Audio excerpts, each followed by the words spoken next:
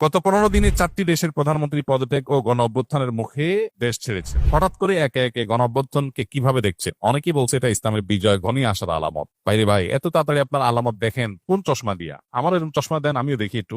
প্রথম কথা হলো যে ভাই, পরপর অনেকগুলো ঘটনা ঘটে যাওয়া, এটা কাকতালীয় কোনো বিষয় হতে পারে এবং এর পেছনে আরো অনেক ব্যাখ্যা থাকতে পারে। ইসলামের বিজয় সুনিশ্চিত, সেটা এই ঘটনাগুলো ঘটলেও নিশ্চিত, এগুলা না ঘটলেও নিশ্চিত।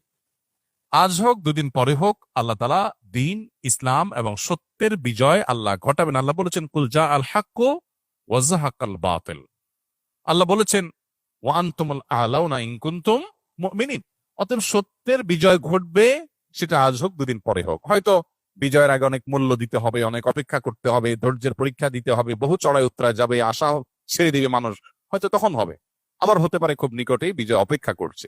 তো এটার দিন, ক্ষণ, সময় এগুলো আমরা কেউই জানি না। হ্যাঁ, কোরআন এবং হাদিসের বিভিন্ন বর্ণনাকে দেখে অনেক সময় আমরা ধারণা করতে পারি, কিন্তু চলমান বিভিন্ন ঘটনা প্রবাহ দেখেই কোরআন এবং হাদিসের কোন নির্দেশের উপরে আমরা ব্যাখ্যা আরোপ করা, সেটার সুযোগ নাই। এই জন্য এই সমস্ত ঘটনা দেখেই আপনার ইসলামের বিজয় খুব নিকটে টিকটে এই জাতীয় মন্তব্য করাটা অন্তত একজন দায়িত্বশীল মানুষের জায়গা থেকে এটা সঠিক হয় না। একজন মুসলমান এভাবে করতে পারেন না। কারণ অনেকগুলো ঘটনা পৃথিবীতে ঘটে, এই ঘটনাগুলো কেন ঘটাচ্ছেন আল্লাহ তাআলা ভালো জানেন। এগুলো নিছক কাকতালীয় হতে পারে, আল্লাহর কোনো হিকমা থাকতে পারে।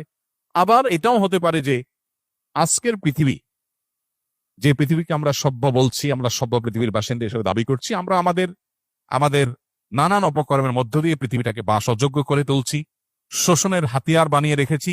চকচকে চকচকে পৃথিবীর পেছনের লেয়ারে অত্যন্ত নির্মম এবং করুণ বাস্তবতা আছে, সেটা সাধারণ মানুষ বুঝতে পারছে। তাদেরকে নানাভাবে বিভ্রান্ত করে, বিপদগামী করে তাদেরকে ভুল বুঝিয়ে রাখা হয়েছে, মানুষ হয়তো বুঝতে শুরু করেছে।